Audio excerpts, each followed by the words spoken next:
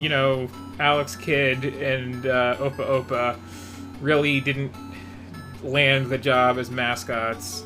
Sega would eventually go on and, you know, hit it out of the park with Sonic the Hedgehog. And this, I don't think, has any development staff in common with Sonic the Hedgehog, but, like, I feel like it's a spiritual predecessor of sorts. Also, I will never get tired of that extendy punch arm. Anyway, this is Psycho Fox. It is Ratchet Scrolly. You have an interesting little bird friend who has that cool arc. And there is momentum in this game. Here's like a standing jump trying to move forward. Here's a jump at not even full speed. But this is one of the earliest games to have, like, you know, two-way scrolling. Like Sonic the Hedgehog, there's like high path and low path stuff through each level. It is a very Japanese game.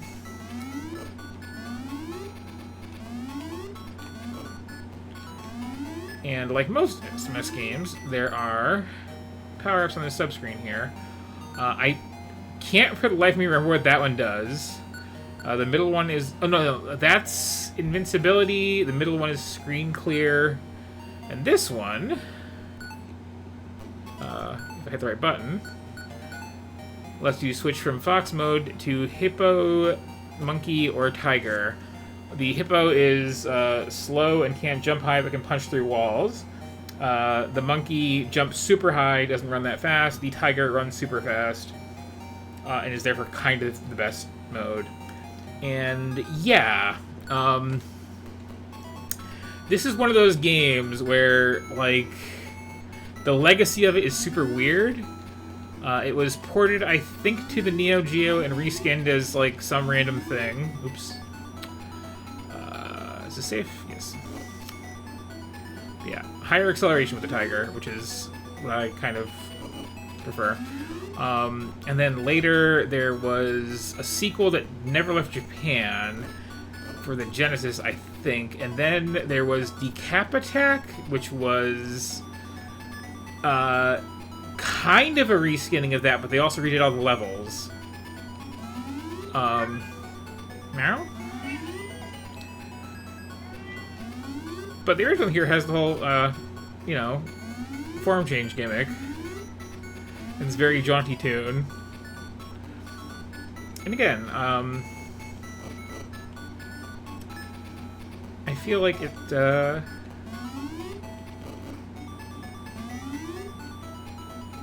informs a lot of what Sonic the Hedgehog would actually do. There's a whole thing with the water where if you hit it at high enough speed, you will, like, skip across it like a stone. It does sound like a Japanese folk song of some sort. Like, probably is. Okay, can I get back on the high path? Yes. Well, the medium path anyway.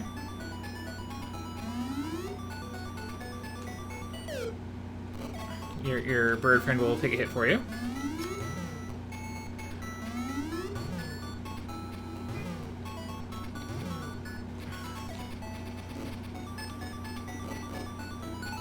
One-ups start booking it to the right as soon as they come out. There's a lot of Sonic-like leaps of faith. That arm just does its thing.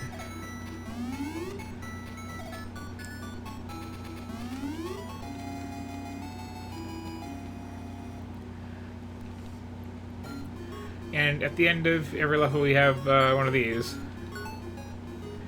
Where you can take your little money bags and use them to, you know, put yourself on every path you want.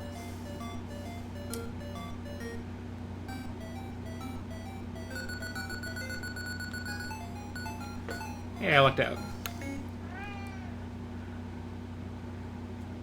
And also that, like, form change power, that lasts until you use it again to pick something else. And my cat is coming over here. What do you want? Hi. Hi. Meh. Meh.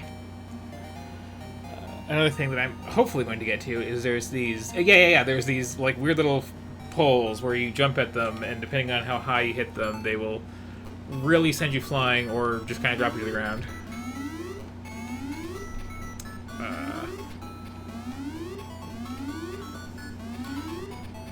Eggs. Oh, there's one. Usually have power, sometimes have enemies, so you don't want to be standing right on top of them. Yeah, there you go. You generally want the highest path through every level.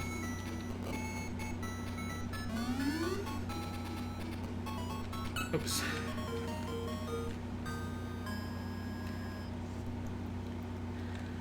I've played this one less recently than a lot of the other stuff tonight. Although I do have a physical copy of it somewhere. Yeah, I wanna... Okay, that's not happening.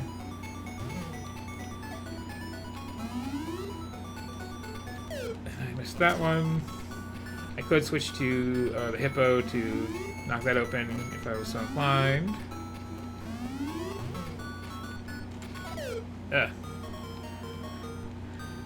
Very rusty at this one.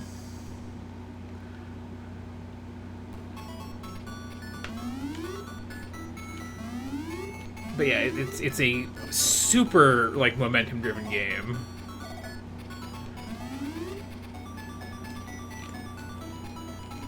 Let's take this path.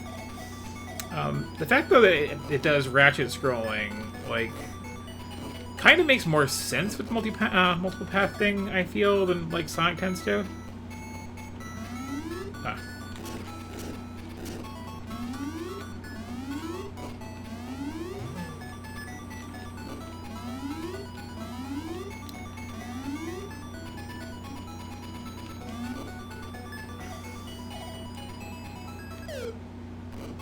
There's the little skip thing.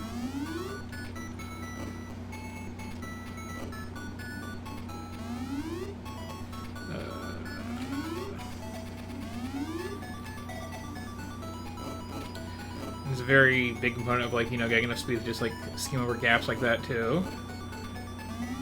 And that's what happens if you jump without getting a little speed first.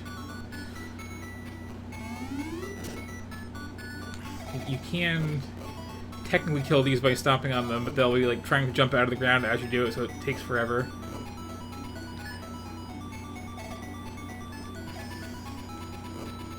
I really like that arc that he has when you toss him too. It's like up a little bit, then like down and over.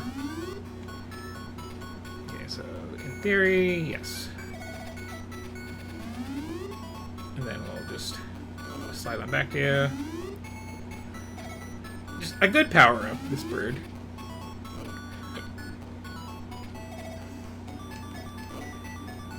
Won't want to hit you though if he's on your shoulder.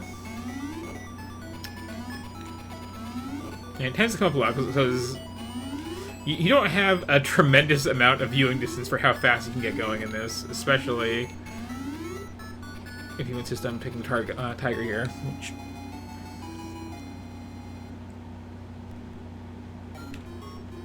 let's go with that and that.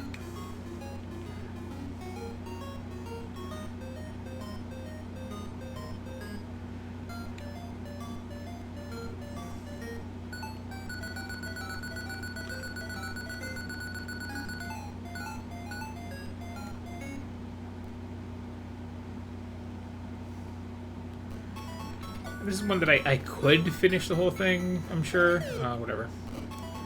Because, like, one-ups are plentiful at the end of levels like that. But also, I kind of don't want to. Let's show up that skip thing again.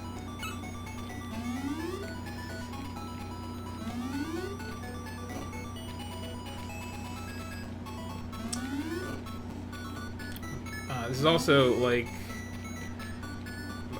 one of the first times I recognized that the game was, like, made in Japan, because aside from all the Shinto stuff all over the place, like, the ending of this is worth looking up if I don't zone out and actually finish it.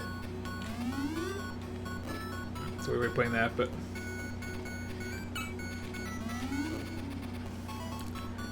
I would like to get through at least one set of levels here.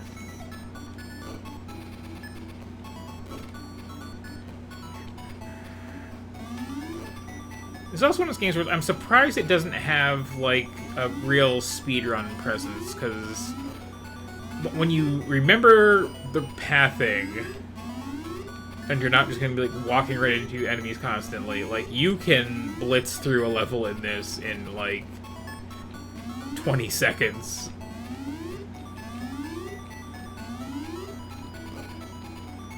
And there's warps, which I can find one here.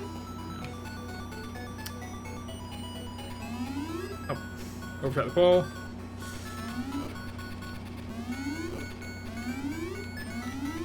Well, those I think might lead to one, but too late now. You're supposed to be like punch a hole in the sky and yeah, skip ahead several levels. I don't think this is also a first-party Sega game. I can't remember who developed it though.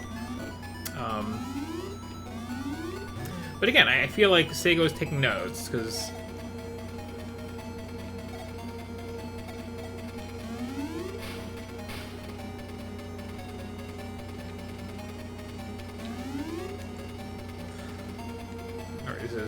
I'm overthinking this.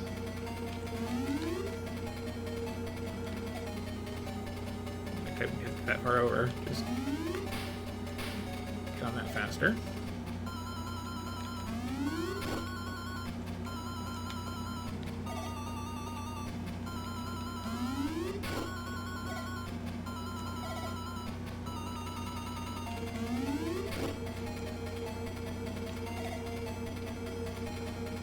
Very Fantasy Zone-esque boss, this first one.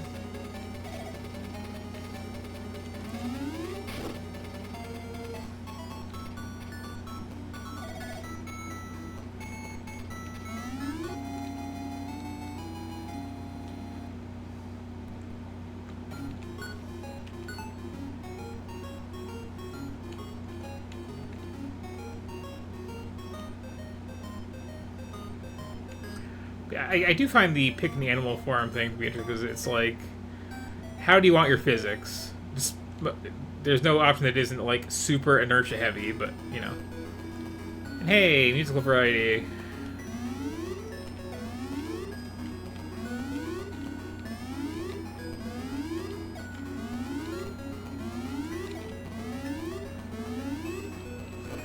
It has a weird one too, because like the momentum thing gets. It really takes a while to get used to it. It's really, like, more severe than any other platformer I can think of.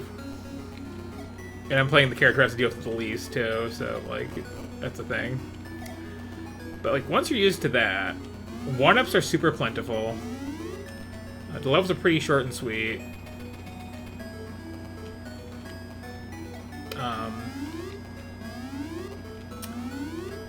You can pretty much just, like, you know, blunder through.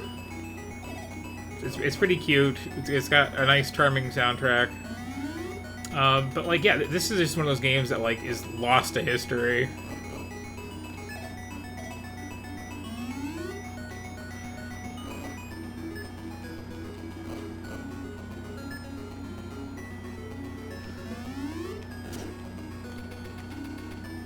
This is probably fine.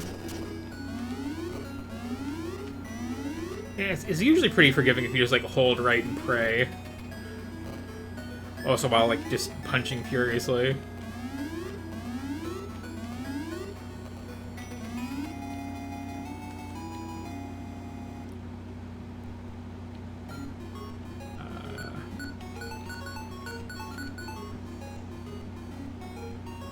And this is why the one-ups are, like, absurdly plentiful, because the bags certainly are, and then, you know... That was like 8 lives just now.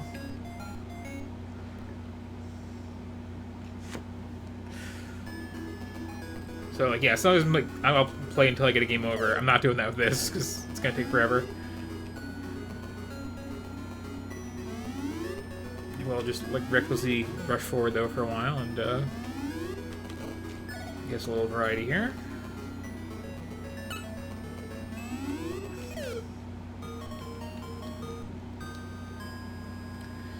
Oh, I'm not gonna play this, like, for real. I should at least. Oh, wrong button.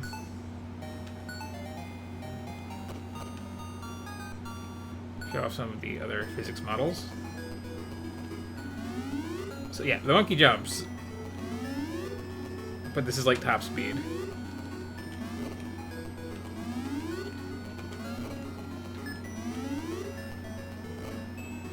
And the hippo has just like miserable stats, but can punch through walls to get certain paths.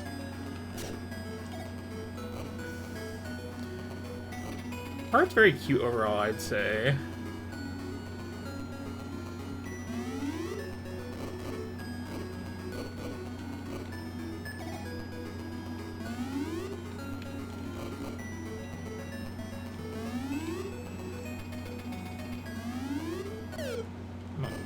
Short-lived.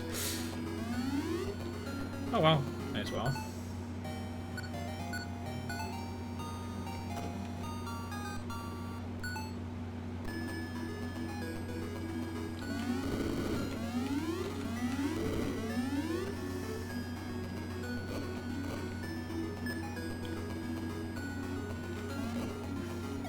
It's not like they're like cool secrets. It's just like, yeah, here's a if you happen to want to play the hippo for some reason. But yeah, it's like 7 worlds with 3 levels. There's not a whole lot of like real variety as far as the platforming enemies goes. It's just kind of like, you know, here's 4 or 5 paths with various little bouncy poles and springs and other things. Bosses are mostly in the same format as that first one. It's a neat little game. People like could stand to play. And again, I feel like Sonic the Hedgehog like really took inspiration for it when it finally came out.